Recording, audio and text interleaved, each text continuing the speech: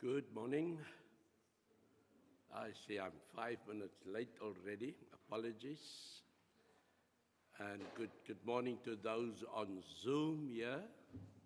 Pray the Lord that we'll have a blessed time in His presence. We are thankful that we enjoyed traveling mercies, safe traveling mercies, that we're all here, all in one piece. I just experienced on my way here, maybe about 15 BMWs that passed me while I was a robot, one or two robots in between, and I heard the sound of these cars, and I tell you, these guys must have spent many thousands of rand to soup up those engines. And well, it was like adrenaline through my veins to hear that power, because I'm also a Formula One rally motor car. What is a petrol cop? It was just, but now, all right, the other thing is they are going to enjoy themselves. And we want to say, no, enjoy yourself, but know that there is a day of reckoning coming, that you cannot always enjoy yourselves. And we do not want to say, predict judgment over them. Maybe they all were last Sunday in the service. Maybe they even on their way to a service, because even today you get these motorbike clubs, Ford clubs, and BMW clubs, and maybe they go to a place where they gather and then they have their manner of praise unto the Lord, which we say, Paul says, whichever way the Lord is being preached. You see? So, as I say, it was so excited when every robot, usually I don't pray for a robot to be red. I want them to be green. But this morning I prayed for them to be red, so I can hear them pull away and all that. And I, with my old little van, I even revved my engine, so to say. I'm also in the race. They all were looking at me like, is this guy nuts? Well, it's all in the sport. We're so thankful for this beautiful day which God gave us. From whichever the acceleration came, we felt we are alive. We there to bring all the honor and glory to our Lord, that we can enjoy life. You know, God gave life, that we must enjoy it, not in misconduct, but in gratitude to Him. So feel welcome here this morning, and we are still in the book of Daniel, but this morning we completed the 12 chapters, but I'm just doing this morning a recap of the highlights of the book of Daniel. There's 6 of them that you're going to concentrate on, and then at maybe Lord's willing, I've got some material, good material, which is, if I should use it, the way we and the Church of Christ explain it about the 70 weeks in Daniel, in which we do not put the emphasis on the rapture. We do not put the emphasis on pre-millennium or the millennium. We do not put the emphasis on the Antichrist, but we put it on, there was a reason why the book Daniel was given a timetable, because Daniel was told, seal up the book, because it's not in your time, but it's in a future time. And so that future time has arrived already, but there is those that use that future time and translate it into an extra future time. And so this morning I'm going to concentrate on the 6 conflicts and how it turned out to be positive. And Lord's willing, next Sunday I will concentrate on the 70 weeks and then bring you from our perspective what the 70 weeks holds in. Let us go to our Father in prayer. Thank you, Heavenly Father, that you have blessed us with all safety so that we can be here this morning to present ourselves to learn more of your word. We realize extreme measures. You have taken extreme measures to safeguard and to preserve this Bible, the book that we call the Bible, that contains your knowledge. There was a reason so that it can always be a light of hope in a dark and lost world. But Lord, due to the Spirit, we are here this morning because we obey the Spirit and we are led to confess and to go through the waters of baptism, to be called a son or a daughter of God, to be given the heirship that after Christ we also are heirs to your kingdom. So Lord, we are thankful for this great reward that is ours.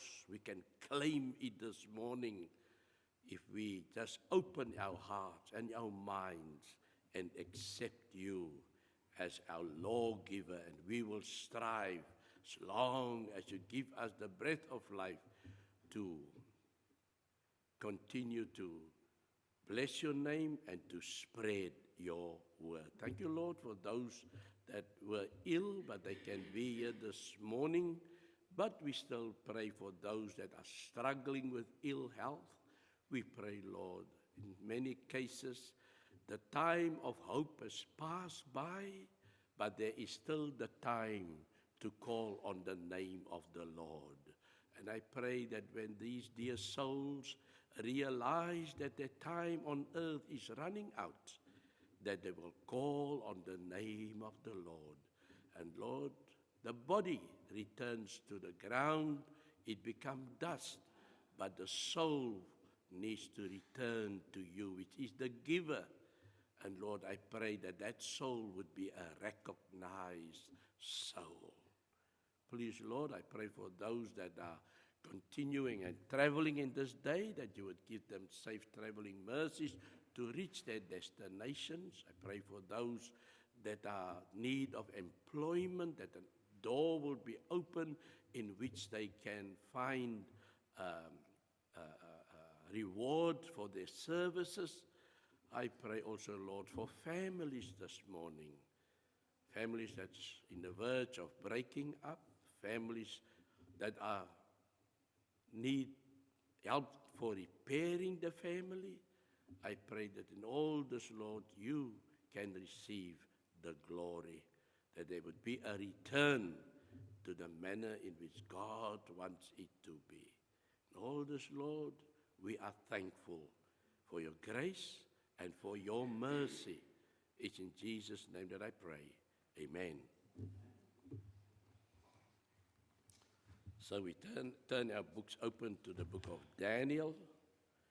And one of the first, we remember that Daniel was a Jew, a young man, and because of the elders that did not walk according to the law of God and devoted their time to worship idols, God gave them many times to repent. They have not repented, and so God said, enough is enough, I need to teach you a lesson. And so they were taken into exile. Nebuchadnezzar knocked on their door and said, well, he didn't say it, but God used him as a tool to go and capture Judah, because by that time Israel was already gone into the hands of the Assyrians, and they've been spread all over the world, the known world of that time. And so it was now Judah's time to be taken into exile for 70 years, according to the prophet Jeremiah. in which they will have to consider their way of life, in which they traded God for idols. Idols was primary in their life, and God was secondary. And so while they were there in Babylon, they reconsidered themselves, even in the prayer of Daniel in chapter 9, when he said, our fathers sinned before you. And the 70 years is coming to an end. But he prayed that God's plan of refuge would work out for the best of them. And so it did work out that they returned and built up Jerusalem again. But so many wrong has still continued up till today. And the wrong is that when the time, I can say also when the time of Daniel was matured in the birth of Jesus, up till today they do not accept Jesus as the Messiah or the Son of God or the one that brings salvation or the one that brings heirship, that they can receive the just reward. But they continue in the sense that they are the chosen people. And I think that ticket is worn out. And but God is still the God. I do not think for God. All I say is, even the Apostle Paul would say that I should not boast against the Israelites or the Jews, because I must remember I was a wild branch that was taken and was planted into the root, which is Abram and his descendants, and I grew strong in the Lord. And he says, if I boast against the chosen race or the chosen people, that God can easily supplant me, cut me off, and put the original branch back in. But like he says, with tears in my eyes, I pray day and night for the children of God, or the chosen people of God, that they would return to God. So, Daniel is one of those that has been taken captive. He was out of the palace, one of the blessed young men, and just not him, there's still others also, which we will learn further on, that they were taken because they were, if I should use our English word, the elite. And they were the smart guys, and the strong ones, and the healthy ones. And any king, you have to make a choice, you have to choose. He would go for the smart ones and the healthy ones. So those in the palace were all rounded up and taken to the palace of Nebuchadnezzar, where they had to learn the traditions and the language and the religion of the Babylonians. And here Daniel stood up. Now this is the conflict. The first conflict is between pagan self-indulgence. Self-indulgence means you heart and soul, you are into the way of life of the pagans. And conscientious abstinence, in which you, when you are faced with this, you make a positive decision not to indulge in that which was not my upbringing, but you realize it's God's obedience or it's pagan obedience. It's God's way of life or it is pagan way of life. And so we find that the king wanted all those that were now in the palace round about him, that they should eat from his table. Now we do know that the Jews, that they had what we must say today, kosher. There is a manner in which the animals had to be slaughtered. They also had the clean animals and the unclean animals. All this was in the law of Moses, and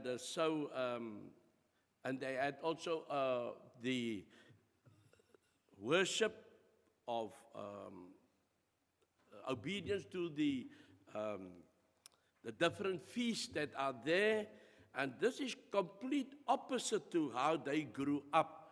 And so, like if I have to make an example, I've got a grandson that grew up in the house. Sometimes I also felt they need to come out, but they was under a protective mother, let me put it like that, and she, how you call it, helicopter motherhood. And now when the university days came along, he was given freedom to go to a dorm, Stellenbosch, and I felt these guys, the one actually travels in and out to Cape Town University, the daughter, which I'm glad for her, my granddaughter, but the grandson, boy, that was never allowed outside the house, and now he's given freedom. He's all on his own. Well, he paid the price. He did not make it for his first year. He realized friendship. It all depends whom you mix with. And I think it's 1 Corinthians 15 and 33, which says, choose your friends well. Bad friends corrupt good morals. More or less, something like that. And that's what happened to him. So here you also, that's a logical conclusion that when you are under the wings of your parents, out of the wings of your upbringing, it's very rare. Can I use that word, very rare? That the children will walk the way they were brought up. Most of them would say, oh, freedom, and they go their way. But the thing is this, you'll pay your price. And so with him, he paid his price, and I hope that he will learn this lesson well. Now here you have Daniel also, all away from God, because he's in a strange world. The king says, you can eat to your heart's delight. You can sit at the table where I am the king. You can eat from my table. Maybe the other young men indulged in it. But this Daniel and his friend said, they went to the supervisor, the eunuch, the supervisor, state his case the way we were brought up. We were brought up. It says here, if we read from verses 8, it says, Daniel 1 from verses 8, but Daniel purposed in his heart that he would not defile himself with the portion of the king's delicacies, nor with the wine which he drank. Therefore he requested of the chief of the eunuchs that he might not defile himself. Now it says, now God had brought Daniel into the favor and the goodwill of the chief of the eunuchs. And the chief of the eunuchs said to Daniel, I fear my lord, the king, who has appointed your food and your drink. For why should he see your face looking worse than the young men who are your age? Then you would endanger my head before the king. So the eunuch was, I call him the supervisor. He was concerned. He said, man, the time will come that all of you will have to be paraded before the king. And if he says, Mr. Supervisor, why are these young men looking so pale? Sir, they did not want to eat from your table. Did they disobey my command? Yes, sir. Well, then you die with them. You see? But Daniel, God's hand is in the working. For God worked into the favor. Daniel had favor with this man. So Daniel said to the steward, whom the chief of the eunuchs had set over Daniel, Ananiah, Mishael, and Azariah, please test your servants for 10 days, and let them give us vegetables to eat and water to drink. Then let our appearance be examined before you, and the appearance of the young men who eat the portion of the king's delicacies, and as you see fit, so deal with your servants. So he consented with them in this matter and tested them 10 days. So this servant, this supervisor, went to the cook and said, look, these guys are not going to eat from the table of the king, but just give them vegetables to eat. And the reason why vegetables, there was no blood in the vegetables, the animals that they, or the meat products that they would eat would not have been slaughtered according to the custom of the Jews, and it may have contained unclean animals and so on. So they did not want to defile themselves, and vegetables was fine, good for them.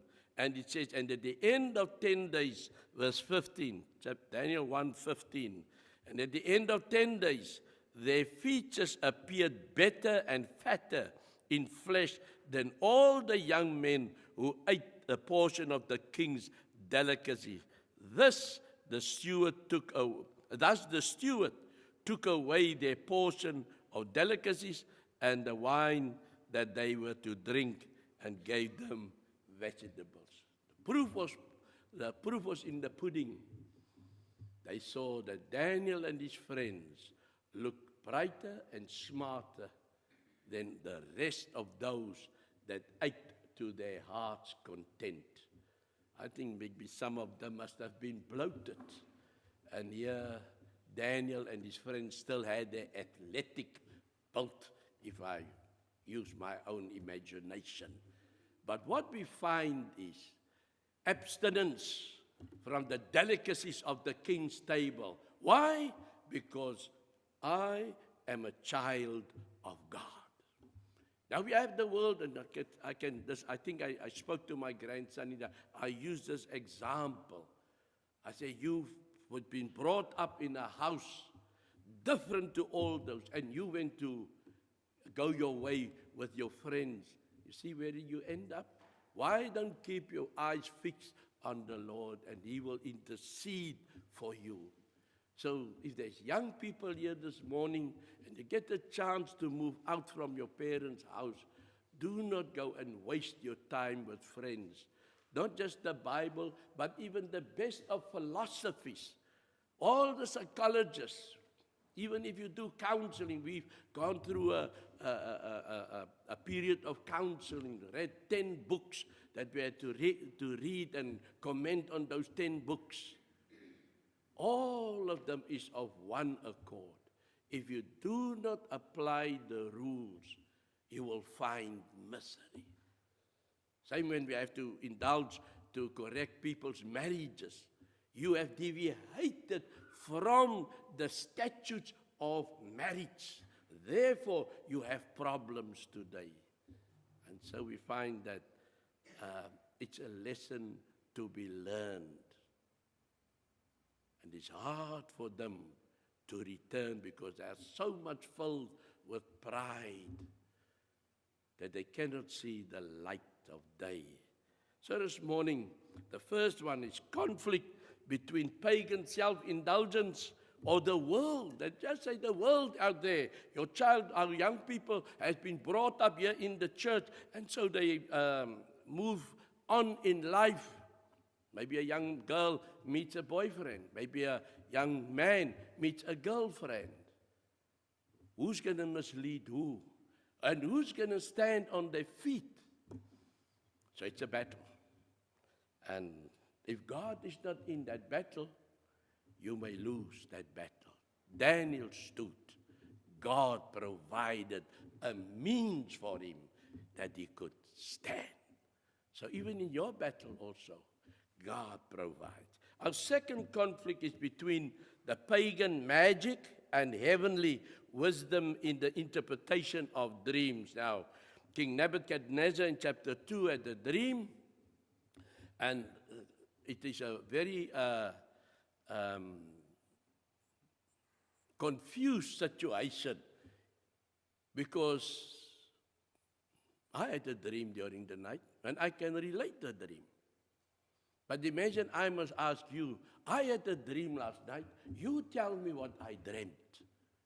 None of you will be able to do it.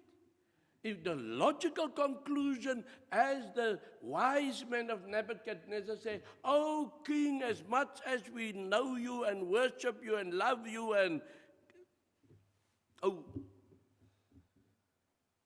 it does not work that way. You need to tell us the dream. Then we can interpret it." And all that the king says is, "This dream upset me, and I want to know what it is. And if you're not tomorrow morning by this time, your heads will fly." Daniel was included, and Daniel also went to the supervisor. Is it true that the king said so? He had a dream, and the dream must be interpreted. We must say what the dream was. Daniel immediately knew that this was also an impossible task. But what did the Bible teach us? The Bible teaches us that nothing is impossible for God. Isn't it so? And so that is the first thing that entered Daniel's mind. And he told the supervisor, "Listen, go into the king and tell him he must give us a chance till tomorrow. Tell him he must give us a chance till tomorrow, and then we will see him." Daniel went to his friends and said, "Friends, we need to pray, or we're going to lose our heads." And so they seek it says here in chapter 2, verses 20, Daniel answers, verses 16. "So Daniel went in and asked the king to give him time that he might tell the king the interpretation. Then Daniel went to his house and made the decision known to Hananiah, Mishael, and Azariah, his companions, that they might seek mercies from the God of heaven concerning this secret, so that Daniel and his companions might not perish with the rest of the wise men of Babylon. Then the secret was revealed to Daniel in a night vision. So Daniel blessed the God of heaven." What a mighty God we serve. Wow, we sing that chorus. And this is Daniel's song of praise. "Blessed be the name of God forever and ever, for wisdom and might are his, and he changes the times and the seasons. He removes kings and raises up kings. He gives wisdom to the wise and knowledge to those who have understanding. He reveals deep and secret things. He knows what is in the darkness, and light dwells with him. I thank you and praise you, O God of my fathers. You have given me wisdom and might, and have now made known to me what we asked of you. For you have made known to us the king's demand." What a song of praise. When God is on your side, never fear. God will see you through this battle. And so Daniel could go to the king and say, "Oh king, you had this dream. You saw this massive image of a golden head and a chest of silver and a belly hip portion of bronze and legs of iron and feet of iron mixed with clay. You saw it." And I'm sure that king's mind must have popped, because it was the dream. And so we learn from this dream that it was 4 kingdoms. It was 4 kingdoms that will proceed before the kingdom of heaven would be born. First it would be Babylonians, then the Medo-Persians, and then it would be the Greeks, and then it would be the Romans. And chapter 2 verse 44 says, "In the time of these kings, God will bring forth His kingdom, the fifth kingdom in the story. And that kingdom will fill. You see, Babylon was up there where Iran is today. The Medes and the Persians was Iran. Greece, they came from Greece into Palestine, and they converted the whole Palestine to become Greeks. And then the Romans was at the door, and they took over that whole area. Galatians 4 verse 4 then says, at the right time Christ was born of a woman. It was God's kingdom stepping in. Because there in Daniel chapter 2 we read that at the end God took a stone from the mountain, crushed that image, destroyed those 4 kingdoms. Well, it was only the one kingdom that was left, the Romans. And that stone became a mountain. And that mountain filled the whole earth. None of those previous kingdoms filled the whole earth. Only the kingdom of God filled the whole earth. And therefore you can go through the length and breadth of this world and you can ask, do you know Jesus? You can go to China today and they will be able to answer you. We know about him. We know of somebody like that. We believe he is worshipped in the West because they are not worshipping him. So many attempts and work has been done even to bring the word to the East, and many pay a price for it, but the name of Jesus is known everywhere. And so we find that the second conflict was between the magic, the pagan magic. They could not tell the dream or interpret the dream, but the heavenly wisdom was superior, and Daniel could interpret by God's help through prayer. And so it learns us this morning, you have any difficulty? Is there something in your life that needs attention? And you are at your wit's end? Know this, that there is a way. It's called prayer. God listens to an honest request. I think the book of James say, you pray and you receive not because you pray wrongly. So many times we have not put shoulder to the problem and we're running to God for the answer. But we have attempted still nothing. And so we pray, Lord, I've got this problem. Please help me. And He will answer actually. He'll cause things to happen that you will find my prayer is too lightweight. I haven't put my shoulder to it yet. And so, that is the answer with Daniel. That we find the first conflict, they did not indulge in the idol worships benefits, but they were abstained from it. The second one is all the magic that was there could not provide the king with an answer.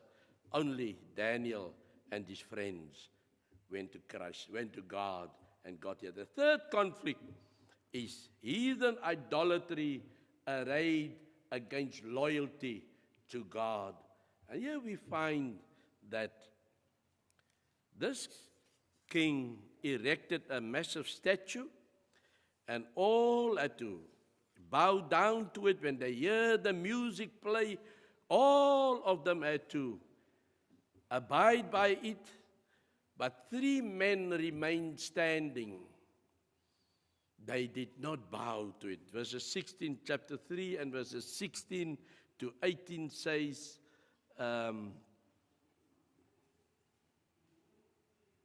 it's so small. Shadrach, Meshach, and Abednego. Okay, that is now after that. verse 8. Therefore, at that time, certain Chaldeans came forward and accused the Jews. They spoke and said to King Nebuchadnezzar, O king, live forever. You, O king, have made a decree that everyone who hears the sound of the horn, the flute, the harp, the lyre, and the psaltery, in symphony with all the kinds of music, shall fall down and worship the gold image. And whoever does not fall down and worship shall be cast into the midst of a burning fiery furnace. There are certain Jews whom you have set over the affairs of the province of Babylon, Shadrach, Meshach, and Abednego. These men, O king, have not paid due regard to you. They do not serve your gods or worship the gold image which you have set up. And so we find, out of that whole community, 3 men stood. They were not going to bow down to any image, even if the word comes from a king. They've got a greater reverence. The reverence is God. He already stood with him in the time when they had to prove that their food intake is better than the food intake of the king of Babylon. They could come to God and say, we're in a predicament, and God gave them the answer. Why would they bow now to a golden image? They had so much respect and trust for God that they would not bow. And then in verses 16, and that's where we come now, the king is now, they are now in the court, so to say. Shadrach, Meshach, and Abednego answered and said to the king, O Nebuchadnezzar, we have no need to answer you in this matter. If this is the case, our God, whom we serve, is able to deliver us from the burning fiery furnace, and he will deliver us from your hand, O king. But if not, if God does not intercede for us, but if not, let it be known to you, O king, that we do not serve your gods, nor will we worship the gold image which you have set up. These 3 men stood, come what may. The conflict is heathen idolatry arranged against God, loyalty to God. They demonstrated loyalty to God. And today we can also learn from this. There is many ways that we are tempted, that many ways we are lured by the world.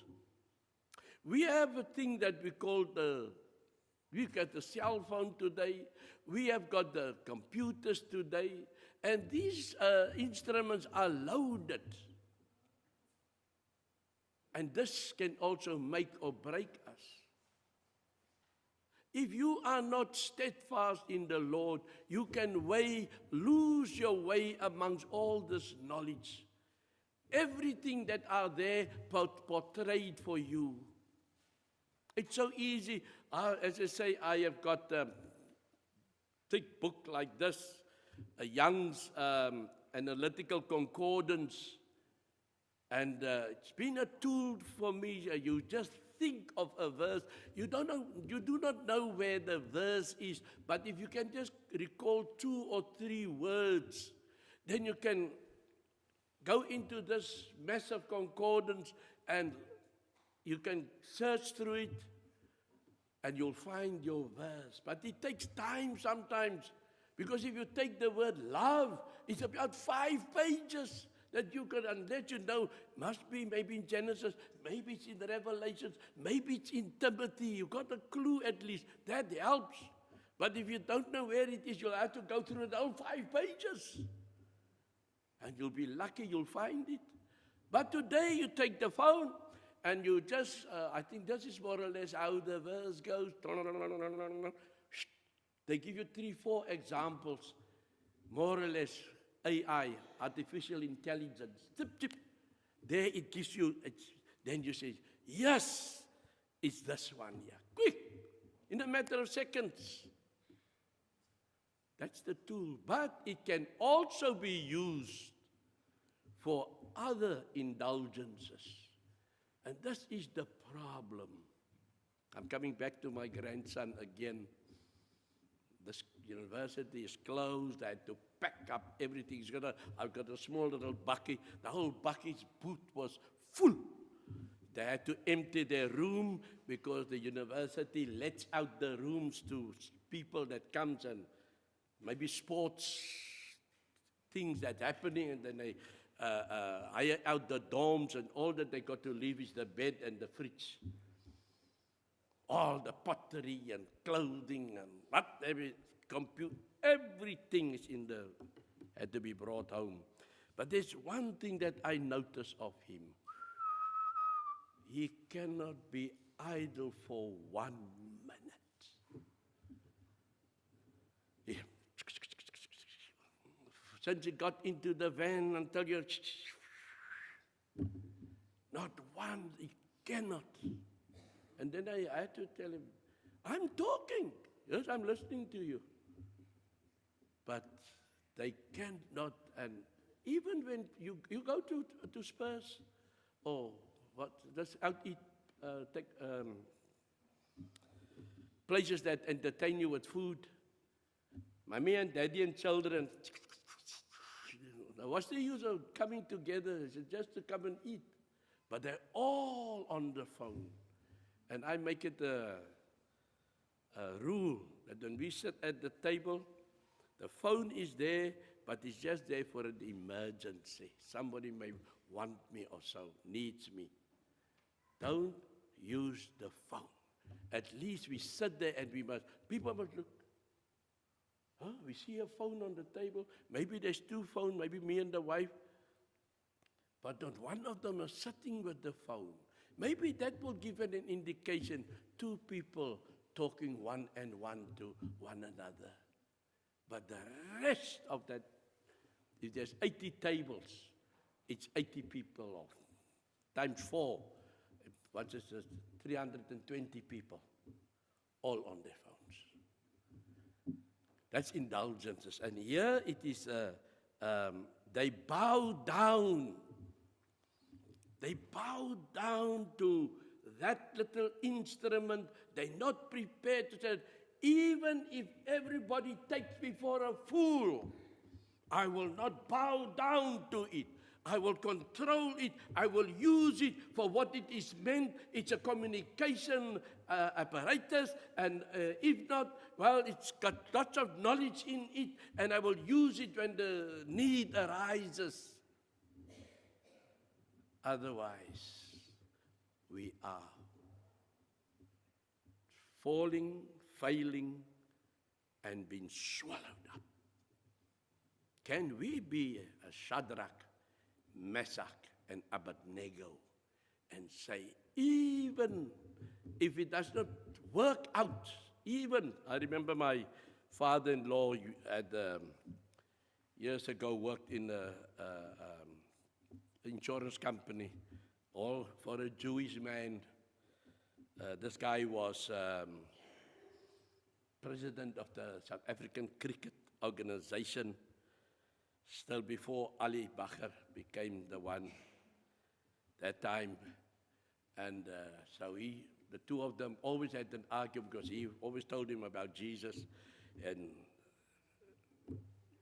long story short, he would answer this Jewish man, you know, if for a reason we open up our eyes and there's no heaven, there's no God, there's no Jesus, well, I didn't lose anything. And so also you didn't lose anything. But just say when we open up our eyes, there stands Jesus, and we cannot get to the Father except through him. Who's going to be the loser? You see? And then that poor Jewish man says, don't you have work? There's work waiting for you? That was his answer always. What if In the end of days, the Bible is the truth. The New Testament is the way of life for us. What if? You will be the loser if you never took it to heart. But me, in my simplicity, I've accepted it. Maybe as a fool, because I think Paul would say, I would rather be a fool for Christ's sake. They would say, I would rather be a doormat or a guard at the door than to dwell into the tents of wickedness. I mean by the temple, a doormat or a door guard by the temple than to dwell into the luxury of the world. And so each one of us is given this choice. Here we have 6 conflicts. I've just done on 3. Lord's willing, maybe I continue next Lord's Day with the other 3. But it's so worthwhile for us to learn that it's even, this has happened not 2,000 years ago, maybe add another 2,500 years ago. But it is as relevant today as it was in that time. We cannot discard it. We cannot say, man, it's an old book. Because God says He's the God of yesterday, today, and forever. So do not disregard. It is here for a reason. It's for me and for you to know. There's 2 ways in life. There's the one way that leads to everlasting destruction, and there is the way that leads to everlasting life. Which one are we willing to take and to walk? I pray the Lord that we be wise this morning and say, I give up the world, all its entertainment, which is a lost cause, and accept the life of Christ, life of God through Jesus Christ, our Savior. I'll walk that straight and narrow. God bless you. Let us pray. Thank you, Father, that we had this opportunity to learn, to realize that you are the God that steps in when we need you the most. Thank you, Lord God, that your ear is always open to a sincere calling. Thank you, Lord God, that we still have the word. It is still sharper than any two-edged sword. And it convicts us when we stand naked before you in truth. Heavenly Father, I pray that as we have been encouraged this morning, we will be wiser than yesterday and will continue to grow in your grace and in your mercy. I pray for the service that will continue after this, Lord, that we will have a blessed communion. In Jesus' name I pray. Amen.